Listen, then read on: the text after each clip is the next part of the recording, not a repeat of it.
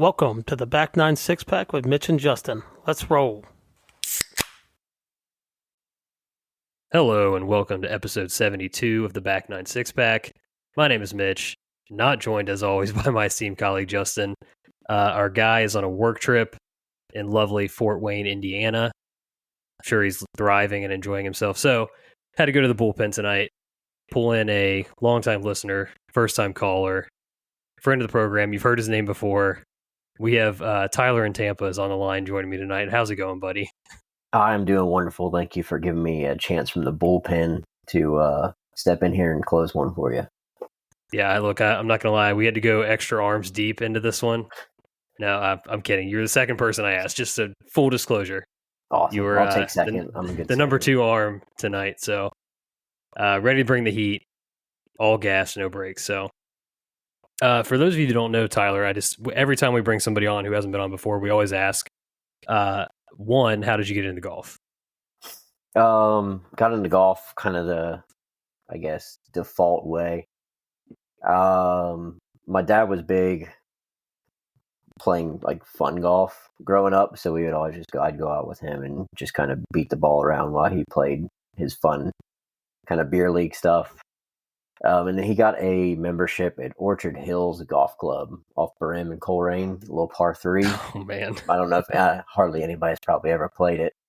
We had a cheap little membership there, and we could just beat the ball around all day long. So, like, middle school age was kind of like my time to get into that. And then, like most Coleraine people, football took over from there, and I kind of put golf away for a while. And then freshman year came along after like some really good years of football, and I was way too small to compete at Coleraine. For anybody that knows me, especially back in those days, they'd know exactly why. So golf became the sport of choice for me. I didn't make JV my first attempt at it sophomore year, made JV my junior year, and then varsity senior year for Coleraine. It's kind of the run at how I got into competitive golf and the wonderful journey I went on there. Yeah, there's a lot to unpack there for, I'll try to get rid of some of the localness of this. One, Orchard Hills was, that was also our like home course when I'm a few years older than Tyler for anybody listening. What, like maybe 5-ish? 5. I was 2012, so I think you were 7, 6, 8. Oh, 8. So yeah, so about 4 or 5 years.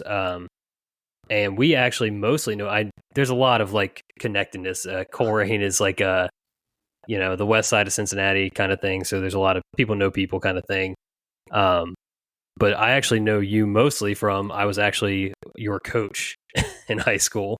When I was in college at University of Cincinnati, I went back to Coleraine and did some volunteer coaching on the JV team at the time. And so Craig Miller and Mitch shout out to Craig Wilcox.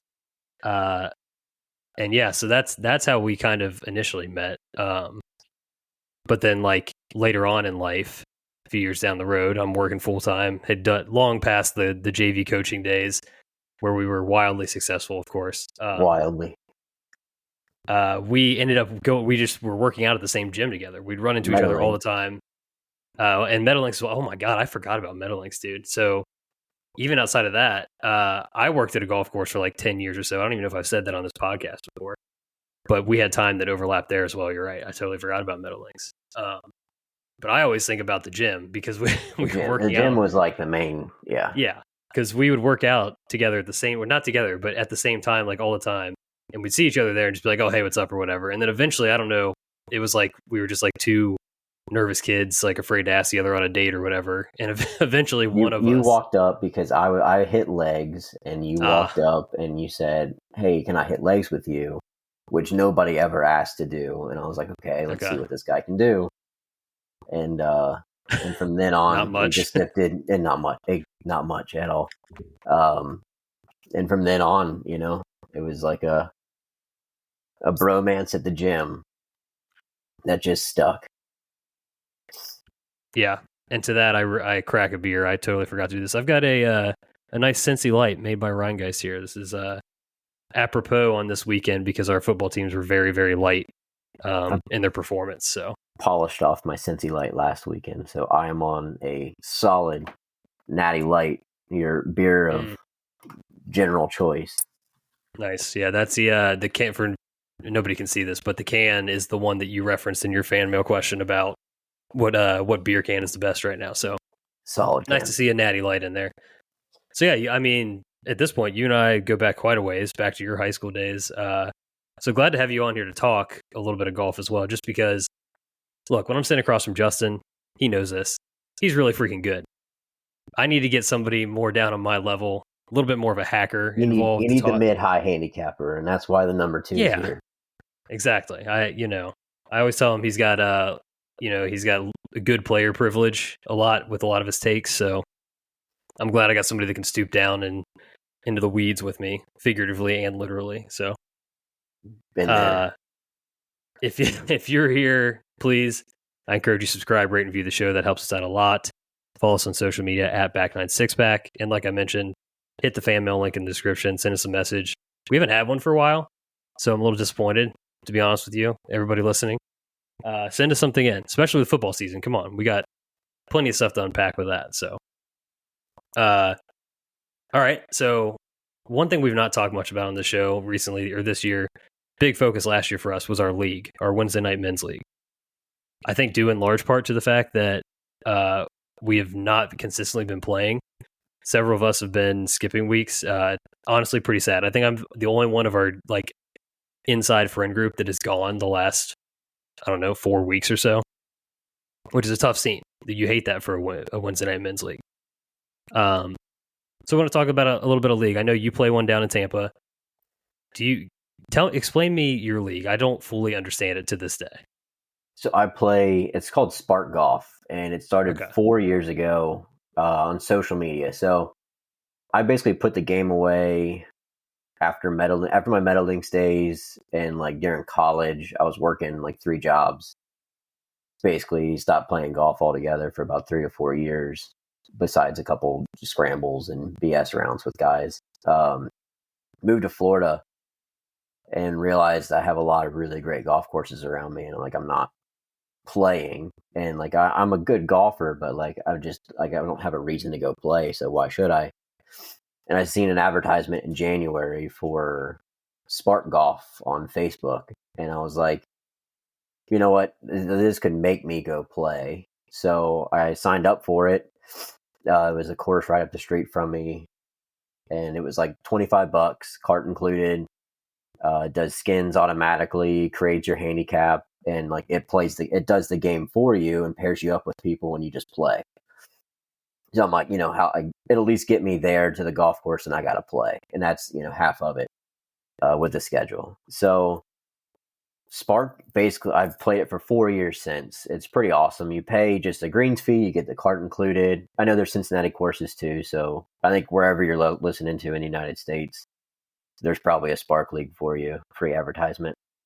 But you pay your greens fee and everything on the app. It goes to the course, and then they do skins and payouts, point system and stuff for it. So your top leaderboard makes 100. If you win, you get 100 points, and it goes towards overall standings for that course, and then in the general Tampa Bay area. So you get Spark strokes. It's essentially it's their handicap system for you. There, I'm a 5. It gives me 5 strokes per 9, but in realistically, I'm a 16 handicap. So it's kind of a little bit under, just to bring the fairness factor, and it moves a lot higher, a lot more than a standard handicap.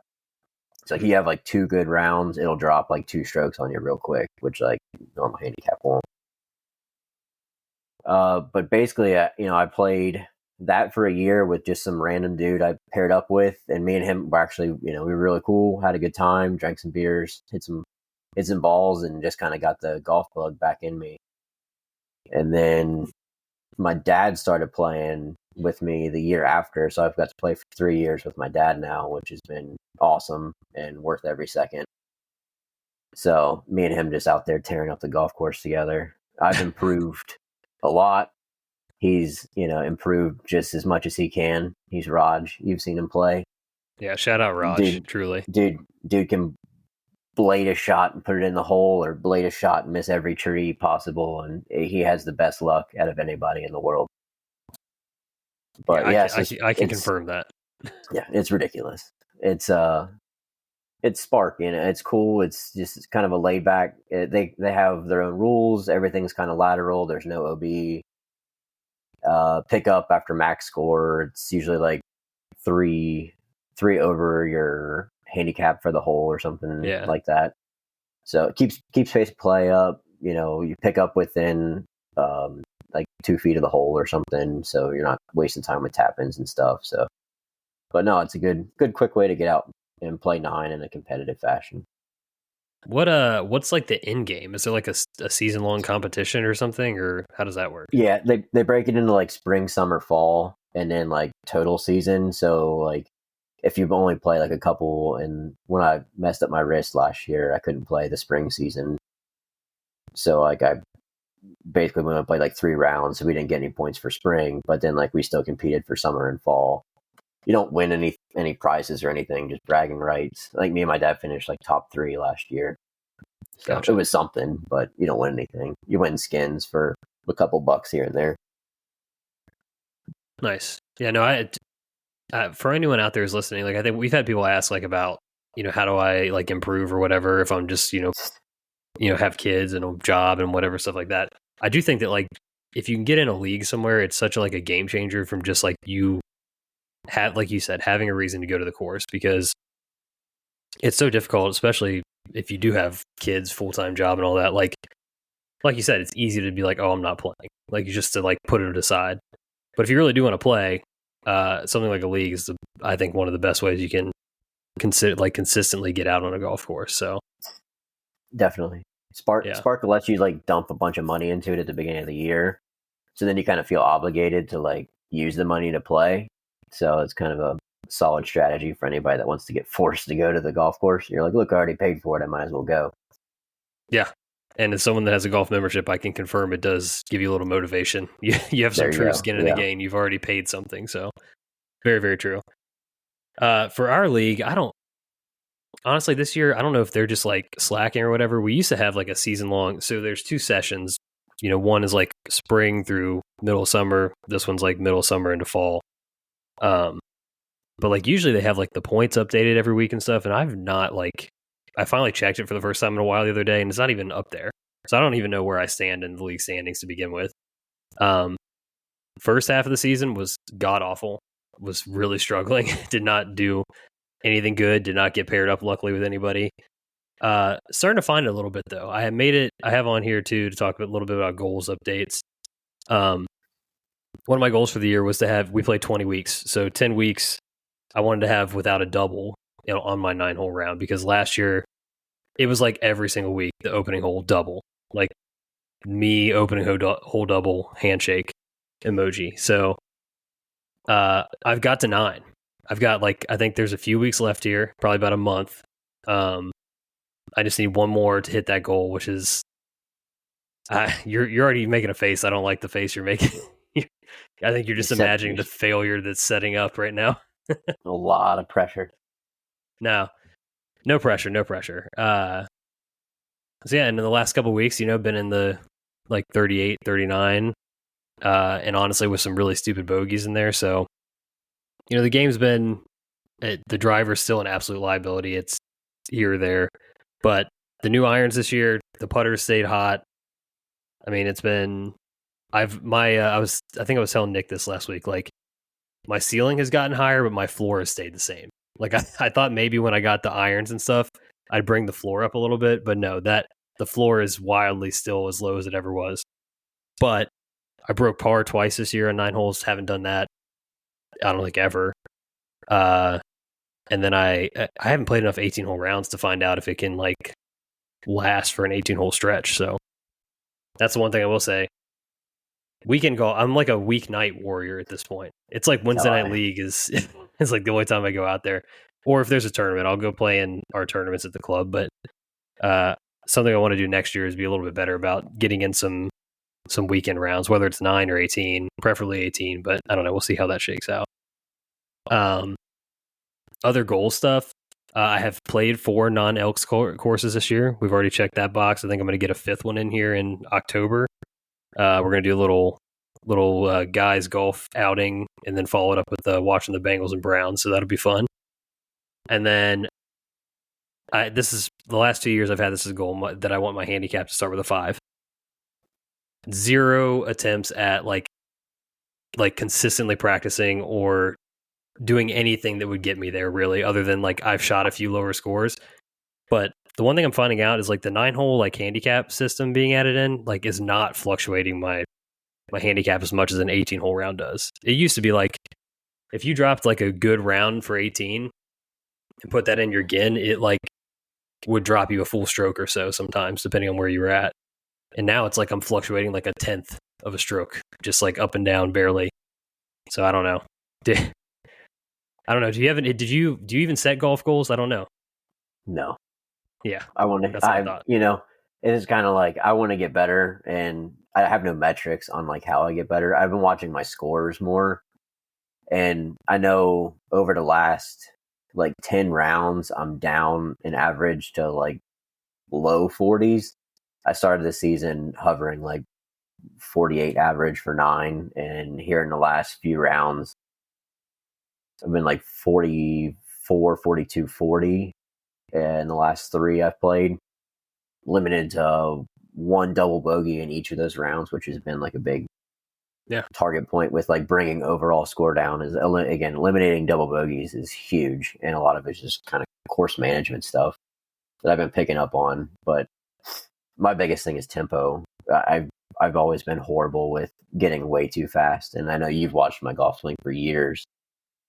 And here this year has been like I'm just slower and steadier through all of it, and that's been a huge help. Yeah, no doubt.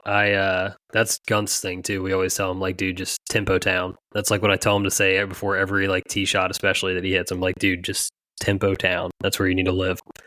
But yeah, golf is like, for me right now, it's like I because of the golf membership and like when I joined, at this point it's been like 4 or 5 years, like I was very much like how you described. Like it wasn't that I necessarily like had quit the game. I probably played more than you were playing during that time, but it would be like, okay, I might play like 5 to 6 rounds like a year and then some scrambles. It wasn't like I was actually in a league or playing in tournaments or anything like so.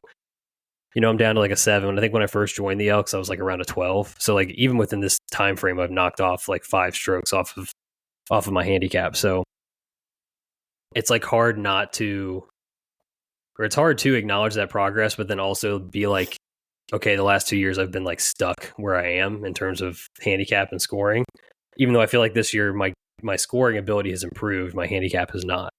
So it's like, I think the only way to actually get there is truly to actually practice. And it's like, I don't know where to find that time. I don't think it's even possible at this point. So, yeah, I think we're in a chapter of life where being a dad and working prohibits the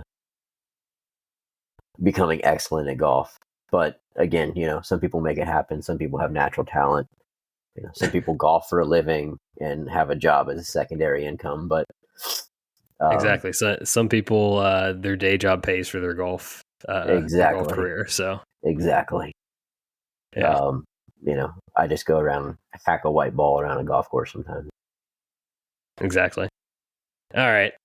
Well, that's about it. I think that's about it for golf talk, unless you got anything else you want to get off your chest. No, I'm good. No. Okay. Well, in that case, we're going to move into the football sadness portion of the show. It's long documented. I'm a Bengals fan. Grievances about every team. Yeah. I'm a Bengals fan. Tyler, somehow, some way, is a Giants fan. God rest his soul. I guess like you grew up in the peak, like Eli era. And I think this also coordinates to your Ricky Fowler fandom too. Like you were like, did you just like pick like who was good at the time? Is that what you did? It's not far off. Arguably Ricky Fowler wasn't really like great. There was way better golfers to cheer for, but Rick was just a different guy and the underdog, and I'm a true underdog, supporter. Eli Manning, the other Manning, as some people would call him, he is the Manning. Yeah, a Manning, a real underdog story. Okay. Eli versus Peyton. Tell me how everybody's going to consider Eli being the underdog of the two. Go ahead and call it. So I was always just Eli fan, and just rode that coattail into a lifelong misery of being a Giants fan here in the last 9 years now, probably, since anything good has happened since they went on a yacht in Miami. Man. Yeah. So no, go ahead. And then with Rick on the same page there, just again, you ride a bunch of really good years when you're coming up, a bunch of second place finishes and a bunch of majors, and then you just ride that one right off the deep end with it too. So just really struggling in my fandomship.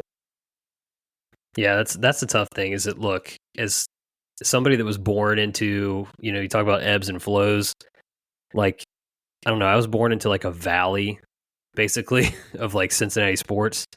The Reds won the World Series in 1990.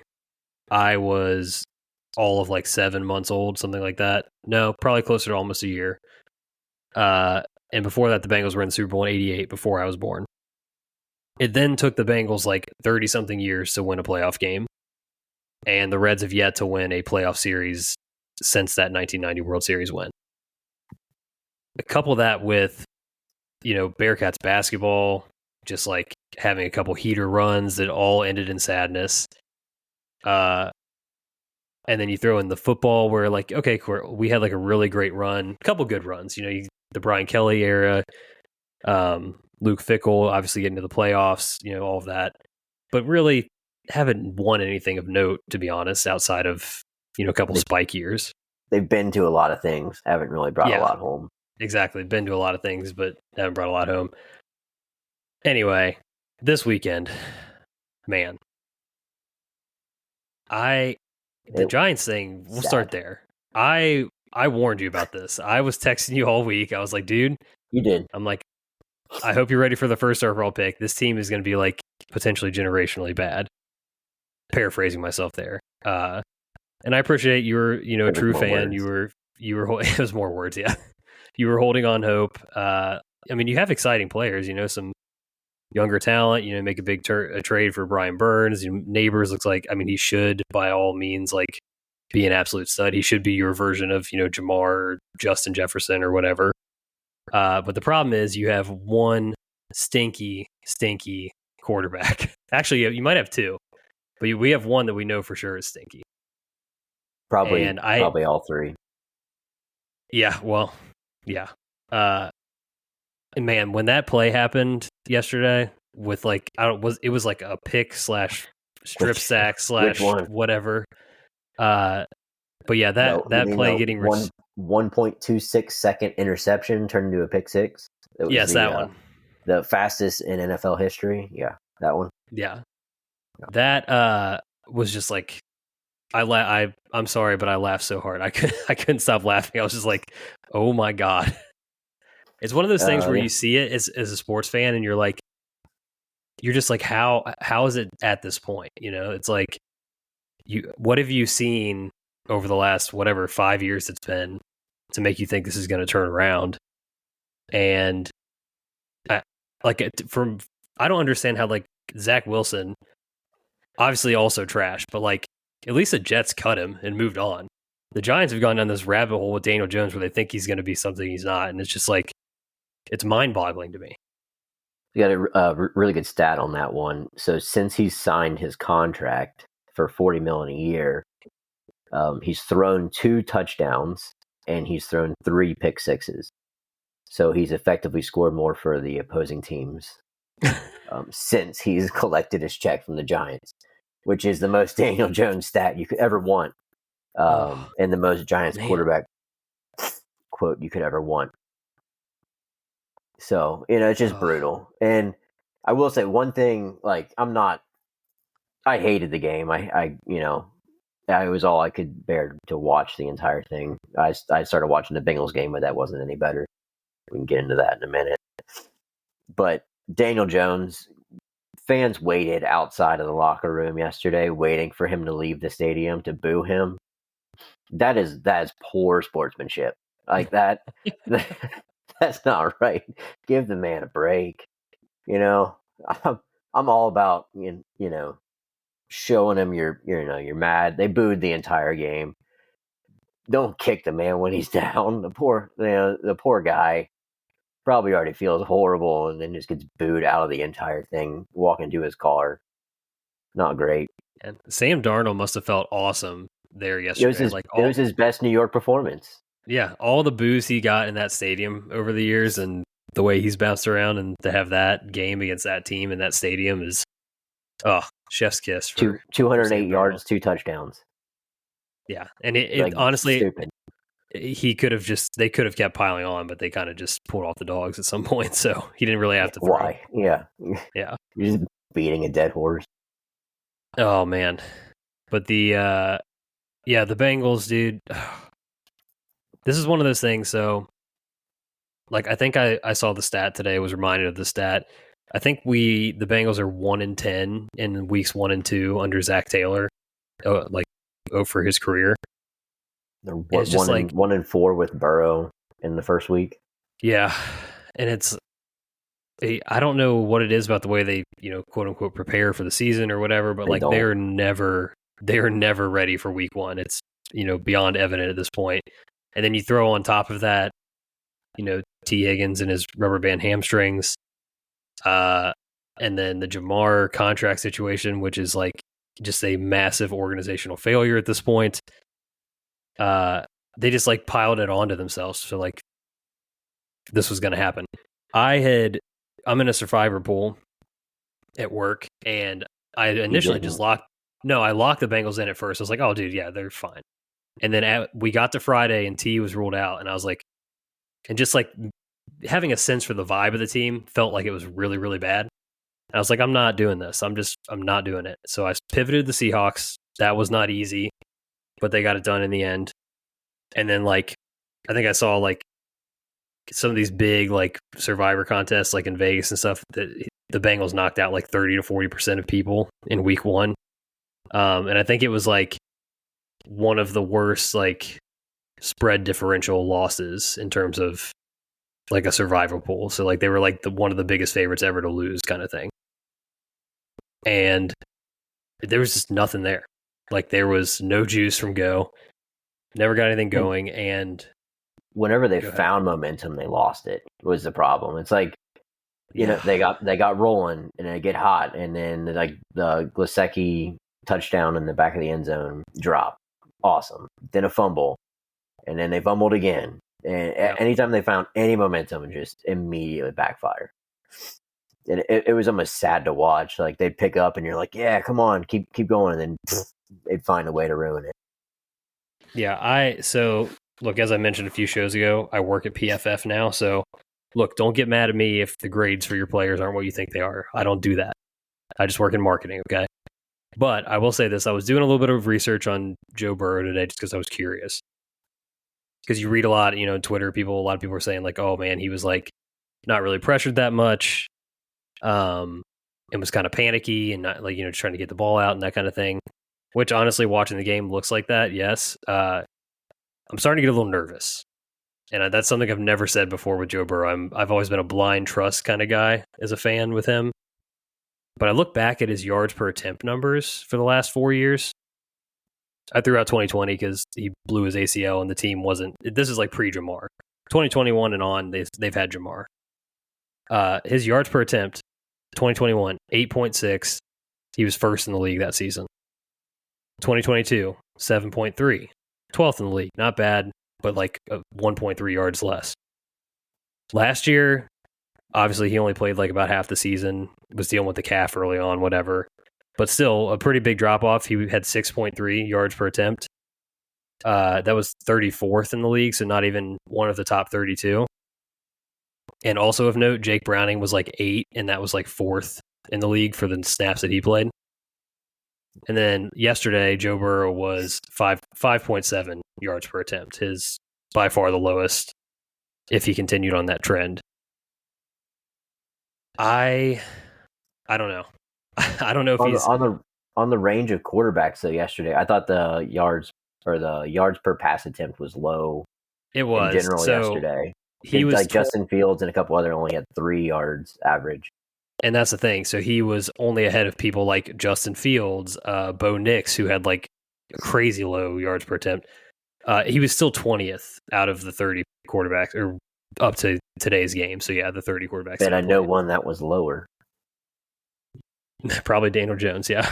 Yeah. Probably. Anyway, I say that to say, like, this offense, when it's been at its best, is like a fearless Joe Burrow, one of the best deep ball, most accurate, like mid to long route quarterbacks in the league. And whether it's been the injuries he's been dealing with or the offense and the play calling just like completely changing or what, I don't know, but it is like alarmingly bad. And we're starting to get a pretty big sample size of it not being what it was. I think a lot of it could be deep, because I know he gave press conference after the game stating that they were taking away the deep ball, essentially playing like a 2 deep safety the entire game. And now with there being, limited run threat, get rid of Mixon, you don't really have to load the box up. You can afford to drop that safety back there. If you take the top off of it, you're going to force him to play under, and obviously if his stat line fails, lower yards per attempt, they're not moving the ball as good, then, maybe you got something there. Maybe defenses are just figuring out, how they can play Joe Burrow and beat him. That's part of it. But then that comes to offensive scheming to beat that. Yeah, which is something I think if you ask any Bengals fan, despite the success that they've had, we've all had our frustrations with, Zach and Brian Callahan, and now Dan Pitcher's the new guy on offensive coordinator. So I don't know. Plus, look, T's been in and out of the lineup. Jamar was a part-time player yesterday, basically. So like your guys that are your field stretchers and the guys that can get open against pretty much any coverage really weren't there yesterday. So there's that aspect of it too. Bunch of drops from what I've seen too. Yeah, a few drops. I mean, they were just kind of overall sloppy in general, and Joe didn't look sharp either. But yeah, like I want to, because this is like a trend with them about taking these L's early in the season. I want to just write it off, but at the same time, it's like, my God, dude, like how many times? And then you got to go to Kansas City this week. Yeah, and I'm like, they look like they found a new gear on offense again that they were missing the last 2 seasons. So with T. Higgins most likely being out, right? It's gonna be. I mean, the defense did what they could do to stop New England, but they can't freaking tackle right now. I don't know what their problem is. No, they don't know. They forgot how to tackle or didn't know how. I don't know. But yeah, they're getting gashed. Just week 1, these teams aren't playing any of their starters for a significant amount of time in preseason anymore. I mean, you look at the Giants; they're hot garbage, and you can risk injury. I don't care during preseason.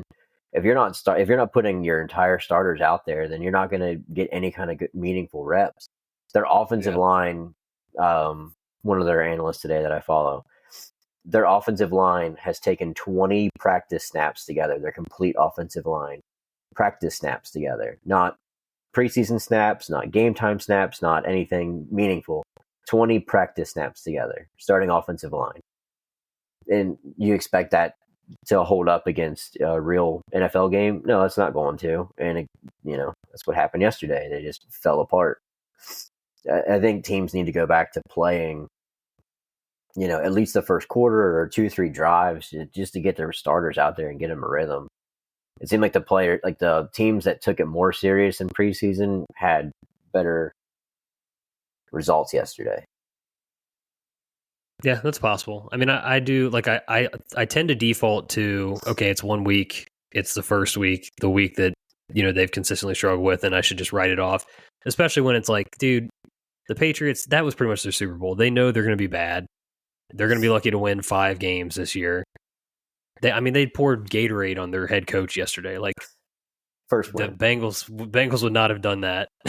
So, but first win for the head coach. Yeah, but that's what I'm saying. They had a lot more incentive to get up for that game than the Bengals did. Which is, oh yeah. I mean, you want your team to get up for every game and to go win every game, sure. But like, if you just look at it from that perspective too, they had a lot more motivation involved than we did. So, I don't know. I'm not making any bold calls. I'm not saying they're going into Arrowhead and winning or whatever, but I'm taking a logical wait and see approach. I think that's fair. I mean, for you, I think you should start watching tape of quarterbacks in college right now. That's probably what you should do. Texas games. I'm just going to watch the Texas games. There's a chance that Arch Manning leaves, becomes available, and I have a Manning again. That's my only hope in life, really. Quinn Ewers in your future, perhaps. Probably. And then if he fails in 2 more years, I'll have a Manning. So whatever. Even if the Chargers draft him or something, we'll steal him back. You've learned there are ways, for sure. There's always a way. There's always a way. Okay. On from that sadness, we're going to do a little update on Justin and I. We did an NFL team draft last week for anybody that missed it. We did a little snake draft, took 6 teams. We're going to do a full season-long win challenge. So playoffs included. Any win your team gets counts. I'm keeping overall records, and we're going to tally them up every week and just kind of report out on those. So for anyone that missed it, Justin's team, he has the 49ers, the Ravens, the Eagles, the Packers, the Dolphins, and the Jaguars. I have the Chiefs, the Bengals, the Lions, the Texans, the Falcons, and the Cowboys. We don't have the full record in. Obviously, we're recording right now as the Niners are playing the Jets. And if I look over my shoulder, I'd see the Niners are up 13-7. So Justin currently is 2-3. He took losses from the Ravens, lost to the Chiefs. His Packers lost to the Eagles. He had a head-to-head match there, and he had another head-to-head match, Dolphins-Jaguars. So guaranteed himself a couple wins, but also a couple L's. Best he can do is 3-3. I've got a 4-2 record on the week.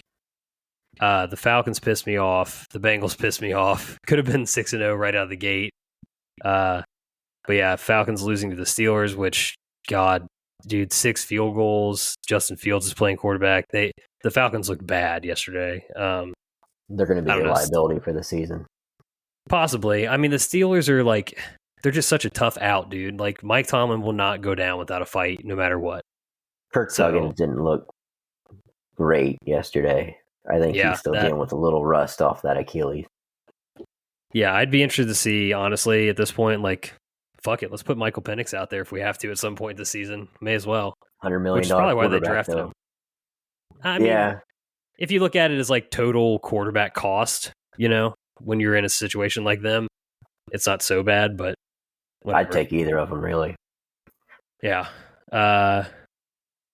So next week, I've got Chiefs versus Bengals. That's gonna take an L, but also gonna get a win there. I don't know about the rest of the schedule, how that all shakes out, but I guess most notably, poor Justin losing Jordan Love for an undetermined amount of time. He's dealing with Malik Willis as his quarterback, which honest to God, like if they win a game during the stretch, I'll be impressed. Like just looking back on how bad he was in Tennessee. Maybe a little better coaching, a little better offensive system or whatever, and better talent around him here in Green Bay. But God, that was back in those Titans days. That was pretty brutal. So yeah, Godspeed to Justin on that one. That's looking tough in Wisconsin for him. If you look at the rest of his teams, though, there's some highlight there. The Jags hung in there, gave Miami a good run. Eagles, Ravens, Niners, all great picks. Dolphins, good pick. I think, it's going to be good. I'm afraid for your Bengals and I'm afraid for your Falcons based on just yesterday's performance. But again, it's week 1. Yeah, you are right. I would say, the teams that he had that did take L's, non-Packers because they lost their quarterback for a bit, but you're right that those were like, field goal games, last second games, all those teams were competitive even in those tough matchups. Yeah, I took much debated. I took the Cowboys over the Jets. What would you have done with that pick?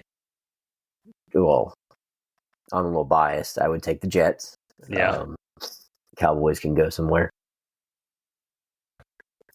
That's fair. I get it. You guys spent a lot of time crapping on the Jets yesterday or last week, and I don't think they're going to be that bad. Their defense is solid, and I mean it kept them close in so many games last year that if they just had a proficient offense, which they should this year, and they're hanging with the Niners right now. Aaron Rodgers is completing passes, and he's not looking like he's on the field. So I think they're going to have a good run. I mean, but again, the Cowboys are a solid, 10-win guarantee almost. So yeah, that's why I did it. It more came down to like the division and what I thought was possible. Like, Dallas gets 2 wins versus the Giants and probably 2 wins versus Washington, so it's easy. Yeah, that was my thought. Was like, okay, if the Eagles falter a little bit, I could be looking at the Cowboys have a division title in their future versus. I know a lot of people like the Jets, and they were favorite to win that division, but it just feels like their path is a little tougher with the Bills and the Dolphins, and I know they have a last place schedule, but that's always weird too because look at the Texans. It's like people thought the Texans were going to be like the nut low last year, and they get a quarterback, all of a sudden they're a playoff team. So it's the NFL. The Bills were surprising. The Bills were surprising yesterday too. For the lack of offense that they were supposed to have, they still seemed to, move the ball, even if it was just Josh Allen running. But I think we saw yesterday what the Bills are going to be. It's like Josh Allen hero ball, and that's what it's going to be. And live and die by Josh Allen. Yeah, and I think when they get up against more than the Cardinals, they might have some troubles when the ball starts going the other way. So we'll see. I don't know. I feel pretty good about my squad here. I'm hoping for a little Falcons turnaround. The Saints kind of scared me, though. I mean, the Panthers are pretty freaking bad, obviously. Panthers and Giants are in a solid competition. But then the Bucks looked good yesterday, too. So, the whole Falcons thing was like, oh, they should, win the division. But, Baker's got the boys going. Again, Washington has the hype in Tampa. The hype in Tampa was real this morning. It should have been. I mean, they looked really good, but the Washington has no secondary, no defense really to speak of, apparently. So the Giants play next week. We got to hope. Yeah, I don't. Could be a good chance to get in on the over in that game. I think Washington's going to be in a lot of shootouts this year. That's my hunch. They can't stop anybody, and Jaden Daniels looks like electric enough to put some points on the board. So. We'll see. All right. Oh, that was good cathartic experience. The punishment for your... oh, yeah. Good. Thank you for reminding me of that. So you actually texted me after listening last week. We could not decide on a punishment live on the air. Justin was super hungover. I was like, people are starting to get to the house. We got to get off this podcast. So yeah, your idea was great. Do you just hit everybody with your idea? I'll let it fly. So, best way to combine golf and football is winner picks what the loser has to wear while he caddies for him for 18 holes walking. So, I mentioned a couple jersey options, or it doesn't have to be NFL related. It can be whatever, but it'd be fun if it was more NFL related. I mentioned to you, it'd be fun, if you won. A Vikings Brett Favre jersey would be a wonderful choice for Justin to wear. I'm sure he would love to crown that for 18 holes for you. And I'm sure there's some good Steelers and other wonderful jerseys he could put you in for the same punishment. So I think that's a fun way to get a little golf and football combo there. Yeah, I think I haven't pitched this to him yet, but I'm pretty sure, and we just recorded it, so I think it's official now. That feels like the best way to go about this. So full send. I think we're going to lock that in as a punishment. The Brett Favre Vikings jersey is a very solid call. I think what I'm going to have I might have to make him do. Too. Yeah, the problem is what my next idea is might be a little more expensive just given the situation. But I would love to get him a Caleb Williams jersey and have him paint his nails or something too. That would be, I think, the way to go. That could be a solid option. Maybe a USC jersey. It might be a little bit cheaper.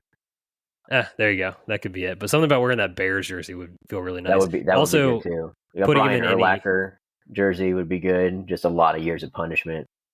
Yeah, anything Michigan too would be really good. Michigan would be good, yeah. A little JJ McCarthy action, He's got a lot more. I would hate doing this, but I think he's much more of a pure sports fan than I am. So he he lets those feelings fly a little more than I do. So I think it would be more bothersome to him than me. So I need to win this so we can get this done. Duke basketball. Oh, get him a Leitner jersey. Yeah. That'd be a good one. Yeah. All right. Great. Yeah. Great idea on your part. Thank you for that. That's what I'm here for. I think it's time. I think this is going to be your first visit to the patio. It is my first visit. We're here. It is Patio Beers time. Anything goes in the patio. You have guest honors. I'm gonna let you go first. I can do that. So my question, I wanted to keep the football theme, especially like opening weekend theme. So after the Brazil opening game that we got to see, a lot of mixed opinions on it. I wasn't a fan. I didn't watch it because I don't have Peacock and I'm not that determined. You're not a fan. I didn't want to watch what happened anyway. It was kind of bad. Saquon Barkley. Yeah, that's true. Not good. So you get the keys from the NFL to plan your perfect, rather first opening night NFL or one of the primetime games for opening weekend NFL. You get the keys. You get to pick any sports venue in the world. Doesn't matter where it is. That's where the football game is going to be played. You get to pick the two teams, where it's going to be broadcasted. And then a little bonus teaser on there is who's going to be calling the game on the TV. Man, this is a multifaceted question. So I don't know how this. I have mine already. If you want, Okay. Well, I'm gonna take a stab at this. Usually, I'm really good about making you answer your own question. But I'm gonna try to go here. So this is not a sports stadium or anything, and totally not feasible. But we're gonna say money's no object, and it's whatever. Money's yeah, we're gonna play in the freaking Coliseum in Rome. We're gonna turn it into a football field. Right there. That was definitely in contention for me. Yeah, we're gonna play in the Coliseum. I don't know how it's gonna happen. We're gonna grow grass there. It's gonna be great. This is definitely got to be a night game. So we got to rig lights too somehow. Like it's got to go night game in the Coliseum. We can hang lights. Yeah, we'll do that. You're an electrician. You got this. I can. Gotcha. Who is playing in it? See, this is tough because it's like, I don't know. I think I'm getting to the point in my sports life where it's like you get to a certain point where it becomes less like, I don't know, not less important, but like it'd be great to see like some of the guys play that like when I was growing up, they were like the legends of the game kind of thing. You know what I mean? Like I'd rather have like another Manning and Brady matchup or something than I would some of the matchups you'd have today. Guess that's what I'm trying to say. But there's just like, for me, it's going to be Bengals and Chiefs because that's just like what the thing is right now. And we're probably going to get slaughtered. Solid. It's fine. But like, it's going to be a big event. You're going to get, the freaking Kelseys and Taylor Swift's going to be involved and all the stuff. So it's going to be big, whatever. And who's going to call it? Oh, man. Honestly, I think today, like, I think Tirico and Collinsworth are probably the best that are doing it right now, like consistently. I agree. So, you get the Sunday Night Football in the Coliseum under the lights. Just feels like a big event whenever Tirico's on the call. So I think that's the route I'm going. I will say before I move on to you, I think the NFL has done an awesome job specifically with this opening weekend. Like, getting an AFC Championship rematch, you're getting Packers-Eagles. I know it's in Brazil. That can be debated if that was necessary or not, but whatever. That was a nice little, a follow-up to that just a day later. And then getting, like, the game that's on tonight, the Niners and the Jets with the whole Rodgers story. All good games. The Lions and the Rams last night, you got the whole Stafford Goff thing. Like, they did a really good job of, especially these spotlight games, like, I think getting the right teams involved. We'll agree. One more piece of the question was the streaming service, or what channel would you pick? I mean, some people, it doesn't really matter too much. Yeah, I mean, I think NBC, like I said, I think they do. Yeah. They frustrate the shit out of me for golf, but like if it's like football or whatever, I think they do a pretty good. They've got probably the best overall telecast, I think. I'll take it. I was definitely on the Coliseum thing. I was like, can we do the Coliseum? But then I was trying to think of like, like a Gladiator, like, how can we get two good big teams in there? And I was like, yeah, nothing's gonna live up to freaking Coliseum and Gladiators. Yeah. All right, so I was like, we're just gonna set some records. I feel like that's the way to go about it. We're gonna go big. We're gonna set records. So Bristol Motor Speedway in Bristol, Tennessee, seats 140,000. They've played one football game at it, and it was called the Battle of Bristol, I believe. It was between Tennessee and Virginia Tech. Set the NCAA attendance record of 157,000 people. So I'm like, okay, 157,000 people. We need two teams that are going to show up. So I got the Steelers versus the Cowboys. Smart. Yeah. Two wonderful fan bases that can travel. They're always everywhere. They, at Atlanta's game yesterday, apparently the Falcons went on silent count in the first quarter in their own place because the Steelers fans were so loud. So, they're going to show up. They're going to be in the lights. We're going to pack, 150,000, set an NFL attendance record in a racetrack. And then I want to put it on YouTube, free streaming on YouTube, just to see what we got. First time, first go at it. Not going to put it behind a paywall. Let's just, let it fly. And then this is where I, shot in the fantasy world. We got Peyton and Eli on the call, of course. Yeah, and Peyton on play-by-play and Eli on color because Eli couldn't keep up with play-by-play. No, so I almost like your answer more because I didn't even consider the actual outside of doing the Coliseum. I didn't get very creative with that at all. But yeah, dude, I think you nailed that. Between if you're trying to set a record, those are the teams you should invite. And I think the most fun broadcast would definitely be getting as many people to watch it on YouTube as possible with Peyton and Eli. I mean, just have them do the Manning cast for the whole thing. Exactly. That's another thing too. ESPN with all these alternate streams and stuff, and they do it a lot with college football and all that.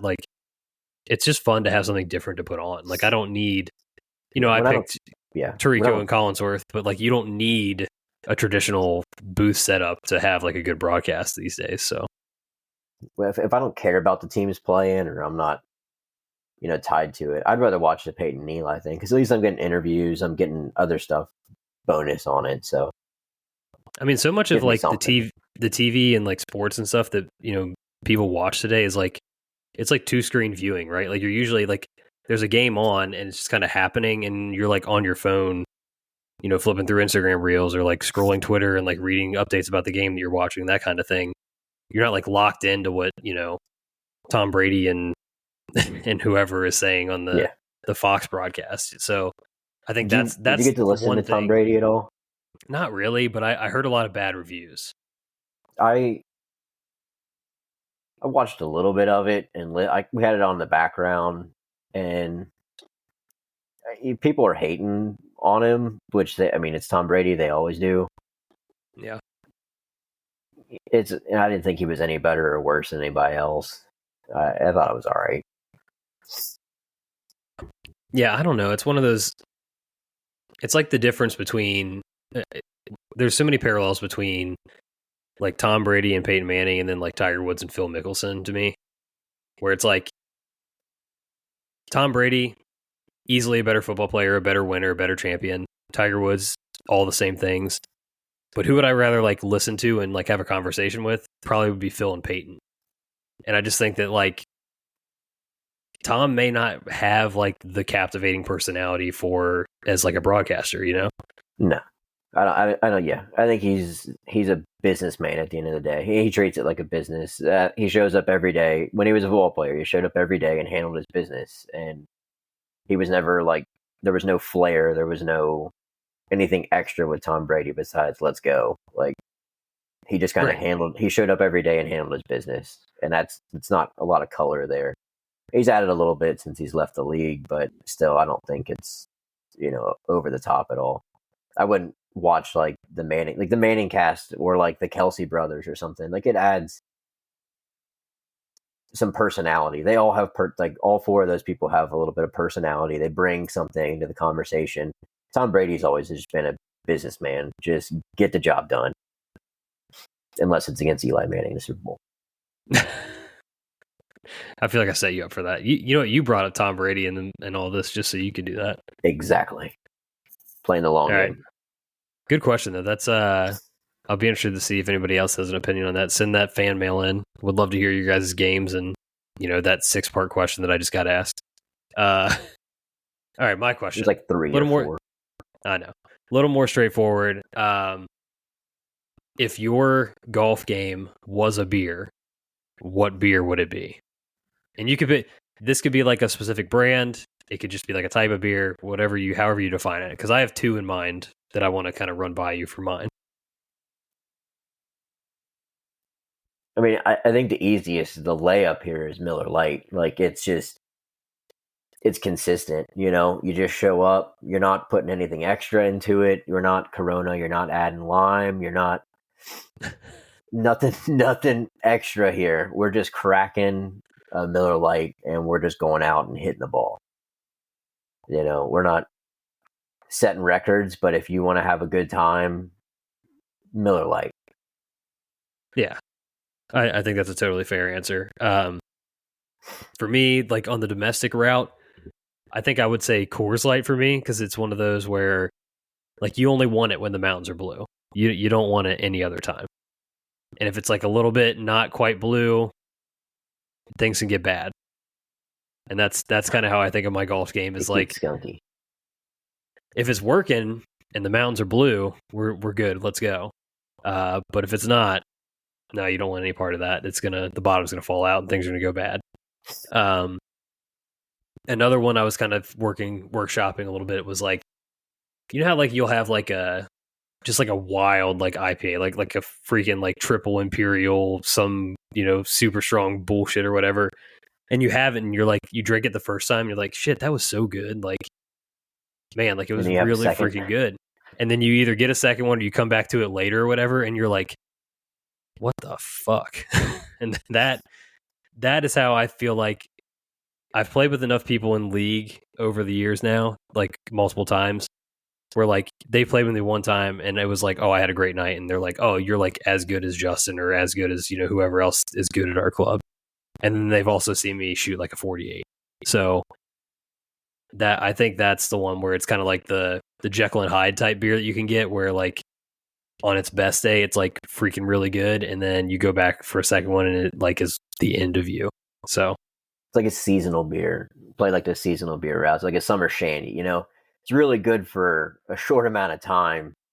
You're not going to dive into it, when it's too early or too late. But for a couple weeks out of the year, it's impressive and it's what you want. Yeah. That might be the answer. A summertime like a seasonal beer. That's a good call too. You got me thinking I'm in Oktoberfest. Like my game's in Oktoberfest because this happens to me every year. My game peaks in the fall. Like once you get to that post-August time, that's when like I start shooting my low scores because I've actually consistently played golf for like 3-4 months now. And that's the same for Oktoberfest. Like when it gets to be like you get that quick flip from August to September, Oktoberfest just slaps for a few weeks and then you're kind of on. Good stuff. Kind of off to the next thing. So yeah, I think there's some potential between the ones that we've listed here today. It might be the seasonal route. I don't think speaking for like the golfer I am, I'm not on all the time, but when we're on, that's all we want. So I think I'll have to change it to the seasonal beer. Yeah, a nice summer shandy, Oktoberfest. I think I texted you like beginning of August that I had an Oktoberfest. Yeah, you went too early. A little early, but I'm like, it was on the tap. So, the first time you see an Oktoberfest on a tap, you're going to go for it. I went for it. And that's 3 more later. We probably one of our first few episodes, I think we did a power ranking of like the best beers or whatever. I think one that needs to be considered is like, it's the tap beer you get when it's like you just said, it was the first time you saw Oktoberfest and you're like, oh, fuck yeah, I'm getting that Oktoberfest. It wasn't even a question as soon as I seen it. Yeah. It's when you see, even if it's early, when you see it for the first time or whatever, even if it's the first time in a while, I think that beer, that's an elite beer. Yeah. Great Lakes Christmas Ale, right? And like that late October, early November, Christmas beers are coming out. That one right there. Yeah. That's, God, it's always, when you get to spring, you see that the first place you go to that has the shandy on tap. Oh, absolute Down fire. it goes. Yeah. All right. Hey, look, you survived the patio. I'm proud of you. That was well made done. It. I did it. You did. Yeah, and now we're at the end, and now I think it's on the commercial right now. So we got some Monday Night Football to get to. But yeah, thanks, man. Thanks for joining me doing this. Otherwise, it would have been a real sad, lonely solo pod, and nobody wanted that. So I couldn't let you fight it alone. I had to show up for you. Yeah. All right. Well, I will say I think you came in and got a few outs tonight. You know, we pulled you out of the bullpen. You did the job. You could go ahead, ice your arm. You know, stretch, whatever you got to do. Be ready to come back. You never know when you're going to get called on when you're coming out of the bullpen. So, just make the call. Ready. I'll be there. Yeah. Old right. Dependable. Well, thank you everybody for listening. Shout out again to Tyler for joining tonight. Please subscribe, rate, and view the show. Follow us on social media at Back96Pack, and send us some fan mail. We had some great Patio Beers questions tonight. Give us your answer. We'll talk about it next week. So, until then, cheers. Thank you for listening to another episode of the Back 9 6-Pack. Be sure to follow us on Instagram and Twitter at Back 9 6-Pack for all your content needs. We'll see you guys next week. Cheers.